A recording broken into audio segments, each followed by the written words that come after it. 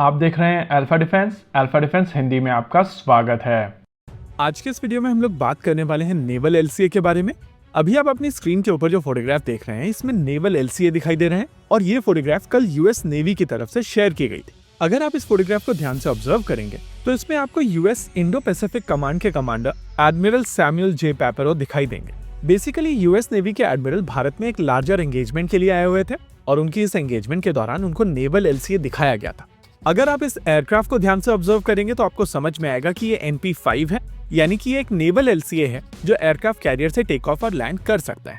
Natural है कि जैसे ही ये फोटोग्राफ निकलकर सामने आई वैसे ही इस एयरक्राफ्ट के बारे में कई सारी कॉन्वर्सेशन शुरू हुई है और अलग अलग जगहों पर अलग अलग तरीके की ओपिनियंस भी आई है। इस वीडियो के दौरान हम लोग इन सभी ओपिनियंस के बारे में बात करेंगे, साथ ही साथ समझने की कोशिश करेंगे कि इस फोटोग्राफ के मायने क्या है। देखिए, एक पॉइंट ऑफ टाइम पर यूएस नेवी को एक ट्रेनर एयरक्राफ्ट की आवश्यकता थी और उनकी इस रिक्वायरमेंट के लिए भारत की तरफ से नेवल एलसीए के बेसिस पर एक ट्रेनर ऑफर किया गया था। अगर आप पुराने वीडियोस रिकॉल करेंगे तो आपको याद आएगा कि उस पॉइंट ऑफ टाइम पर भी हम लोगों ने कहा था कि यूएस भारत से ये एयरक्राफ्ट खरीदेगा तो नहीं, लेकिन अगर भारत किसी यूएस कंपनी के साथ में मिलकर जॉइंट वेंचर में इस एयरक्राफ्ट को यूएस में बनाता है तो एक आउटसाइड चांस इसका बनता है। हालांकि वो एफर्ट काफी एडवांस स्टेजेस में था और भारत के पास में चांसेस नहीं थे कि वो किसी यूएस कंपनी के साथ में मिलकर इसको जॉइंट वेंचर में ऑफर करे। देखिए, यूएस को डिफेंस वेपन सिस्टम्स एक्सपोर्ट करना एक नॉन स्टार्टर वैसे ही है, लेकिन अगर आप नेटो के मेंबर हैं तो आपका एक आउटसाइड चांस बनता है। इंडिया के केस में वो चीज बिल्कुल कॉम्प्लिकेटेड थी, लेकिन उस समय भारत और यूएस काफी हद तक कोजी हो रहे थे और इसी वजह से उस समय कहा जा रहा था कि यहाँ पर एक आउटसाइड चांस बनता है। हालांकि इस तरीके के एफर्ट को ज्वाइन करने के लिए आपको पहले से वहां पर इन्वॉल्व होना होता है और एक डिफेंस एक्सपोर्ट कलेक्टिव एफर्ट होता है। Ministry of external affairs, ministry of defence, आपकी इंडस्ट्री, आपकी मिलिट्री, आपकी मीडिया और आपके ओवरऑल सोशल मीडिया इंफ्रास्ट्रक्चर का।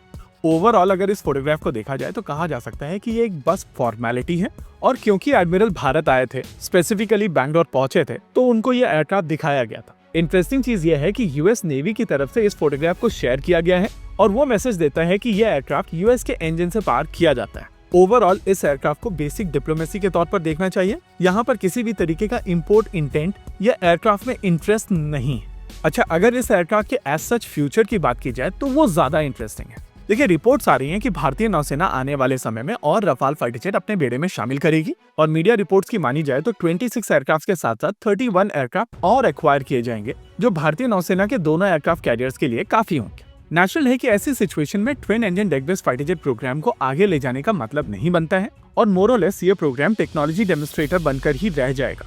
ऐसे में क्वेश्चन निकल कर आता है कि क्या भारत नेवल एलसीए को कुछ नंबर में अपने बेड़े में शामिल करेगा। देखिए, भारतीय नौसेना की रिक्वायरमेंट हमेशा से क्लियर रही है। उनको एक ऐसा एयरक्राफ्ट चाहिए जो 4 BBR missile system, 2 drop tank और 2 शॉर्ट रेंज मिसाइल सिस्टम के साथ में 2.5 घंटे की एंड्योरेंस दे सके। अनफॉर्चुनेटली नेवल तेजस के साथ में ये चीज पॉसिबल नहीं है और इसी वजह से क्वेश्चन निकल कर आता है कि क्या चांसेस हैं कि भारतीय नौसेना इसको एज एन ट्रेनर अपने बेड़े में शामिल करेगी।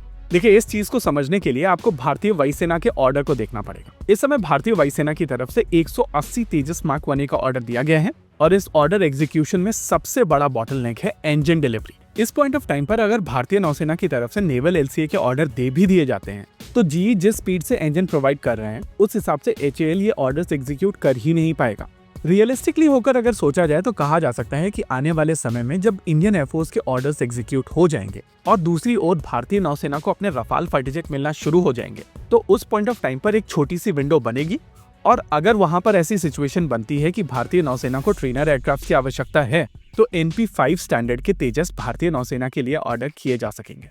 इसी के साथ आज के इस वीडियो में रखते हैं केवल इतना ही। वीडियो को अंत तक देखने के लिए धन्यवाद। देखते रहिए अल्फा डिफेंस। जय हिंद।